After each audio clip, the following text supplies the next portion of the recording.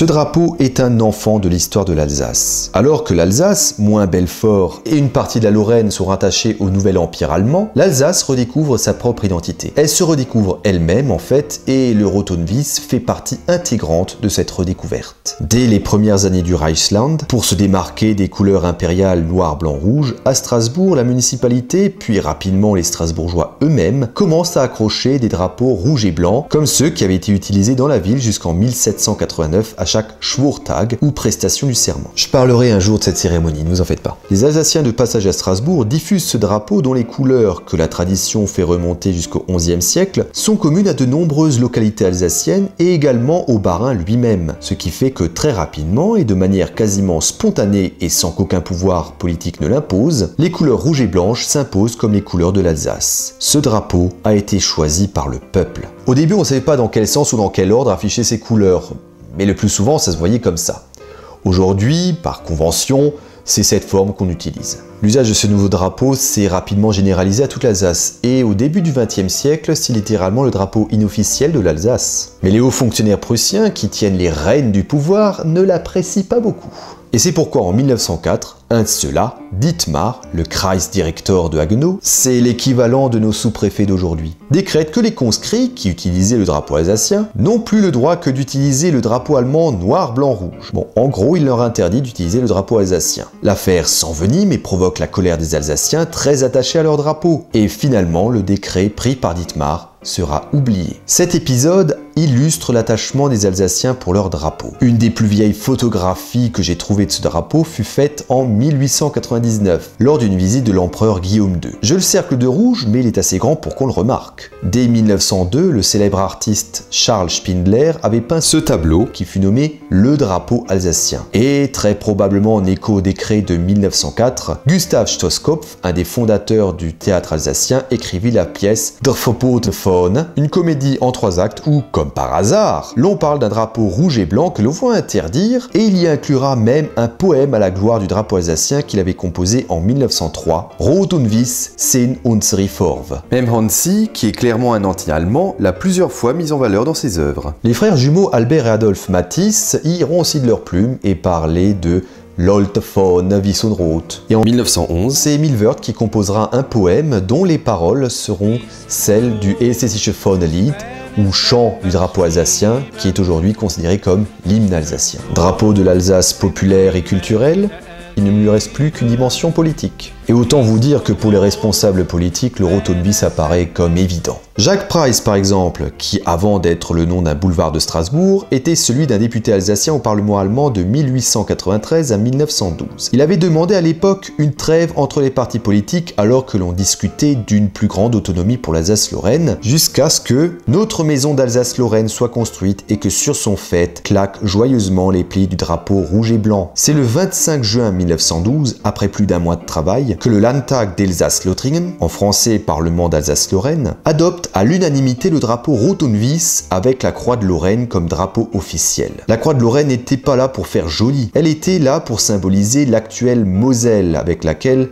l'Alsace formait l'état d'Elsass-Lothringen. Du coup, ce drapeau ignore le drapeau bleu et blanc qu'avaient adopté les Lorrains à l'époque. Avec ce vote, le drapeau Rot-und-Weiß acquiert non seulement une stature politique, mais également institutionnelle. Mais du fait de tensions entre l'Alsace-Lorraine et Berlin, ce drapeau ne sera jamais officiellement reconnu par les autorités impériales. Ces couleurs ne plaisaient pas aux autorités allemandes, mais elles devaient s'y faire. Par contre, on peut se poser la question de comment elles étaient perçues en France. Eh bien, de l'autre côté des Vosges, était perçu comme le drapeau alsacien. Et j'ai des preuves. Cette affiche de l'exposition internationale de l'Est de la France, qui a eu lieu à Nancy en 1909, et où fut construit un village alsacien traditionnel, montre le drapeau alsacien en bonne place. Pas convaincu, hein? Ouais, c'est vrai, Nancy, c'est un petit peu trop près. 1909, c'est un petit peu trop récent. D'accord.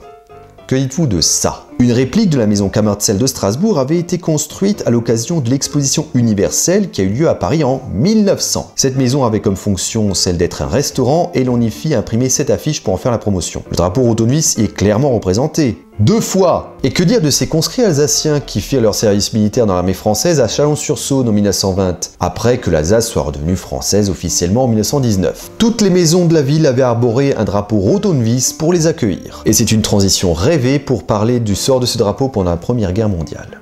Dès les premiers temps de la guerre, le 7 août 1914, les troupes françaises entrent en Alsace. Elles se feront repousser, puis tenteront de nouveau de revenir, mais seront à nouveau repoussées. Au final, il n'y aura qu'un petit bout d'Alsace occupé par les armées françaises. Si l'on pense que le drapeau alsacien n'était qu'un remplaçant en attendant le retour de la France, eh bien, théoriquement, dans cette petite Alsace française, le drapeau français aurait dû être omniprésent et le drapeau alsacien totalement disparaître. Ça n'a pas été le cas.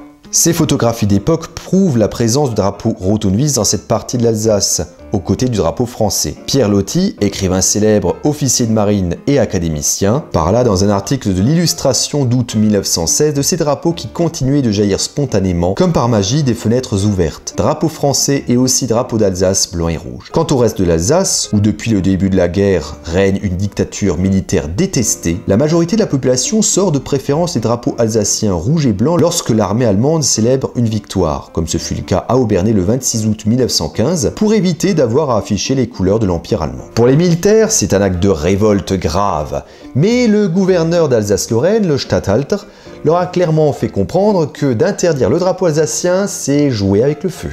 Avec la fin de la guerre et l'arrivée des troupes françaises, villes et villages d'Alsace se couvrent de drapeaux français bleu, blanc, rouge. Mais à regarder de plus près, ce n'est pas un 100% parfait. Le Rot-und-Weiss ne disparaît pas. Il apparaît encore sur les images d'époque, même s'il y a clairement une majorité de bleu, blanc, rouge. Mais après les soldats sont venus les fonctionnaires de la République française, et eux vont être particulièrement maladroits, comme d'ailleurs toute la politique d'intégration, à l'égard des Alsaciens. Commission de triage et sur critères ethniques, langue française imposée du jour au lendemain, expulsion arbitraire, tentative de flinguer les lois locales. Vous savez, le genre de mesure qu'on aime moyen dans le coin. Du coup, le drapeau retrouve la dimension politique de contestation qu'il avait du temps du Reichsland. Les différents mouvements de contestation, quel que soit leur bord politique, le mettent en avant lors de leurs manifestations. Et lorsque les mouvements autonomistes alsaciens remportèrent les mairies de Strasbourg et de Colmar, elles y feront flotter le Rot-und-Weiss. Même s'il reprend une dimension politique, il est utilisé parce que, pour tout le monde, ce drapeau et le drapeau alsacien. Et c'est pour ça que les différents mouvements, que ce soit droite jusqu'aux syndicalistes, communistes, en passant même par les catholiques, utilisent ce drapeau. Le drapeau garde également son côté culturel. René Schickele, un auteur alsacien très célèbre, avait publié en 1920 une version augmentée de son recueil de poèmes de 1910 sous le titre Weiß und Rot, rouge et blanc. Et Maurice Betz, un écrivain alsacien qui s'était battu sous l'uniforme français, n'a pas hésité à nommer son premier roman à succès Rouge et blanc. Et il y a une fête religieuse qui affichait encore et toujours le drapeau Rot-und-Weiss, c'est la fête Dieu, où le drapeau alsacien était accroché aux côtés des couleurs de la France et de l'Église catholique. En 1933, à l'heure où les choses changent radicalement dans le paysage politique européen, on a aussi l'habitude de se dire que les choses ont également changé pour le drapeau alsacien.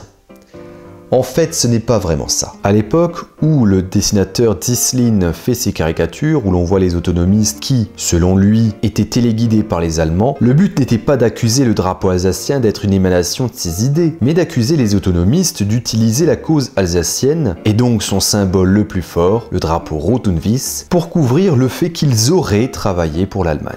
Par la suite, la signification de ces caricatures fut détournée et le drapeau vu comme une émanation des autonomistes qui auraient travaillé pour l'Allemagne.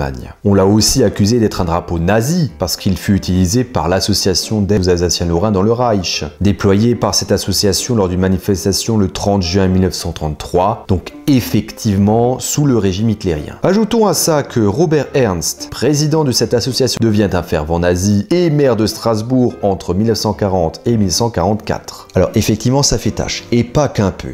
Mais est-ce que ça fait automatiquement du drapeau Rot-und-Weiss un drapeau nazi? Non. Et pour deux raisons. De un, comme on l'a déjà dit, ce drapeau est le symbole fort de l'Alsace. C'est logique, du coup, que cette association n'allait pas en utiliser un autre. Après tout, le régime de Vichy n'avait aucun scrupule à utiliser le drapeau français. Et de deux, le drapeau Rot-und-Weiss a purement et simplement été interdit par les nazis durant tout le temps où ils étaient dans la région, entre 1940 et 1944, voire même 1945 pour certaines parties de l'Alsace.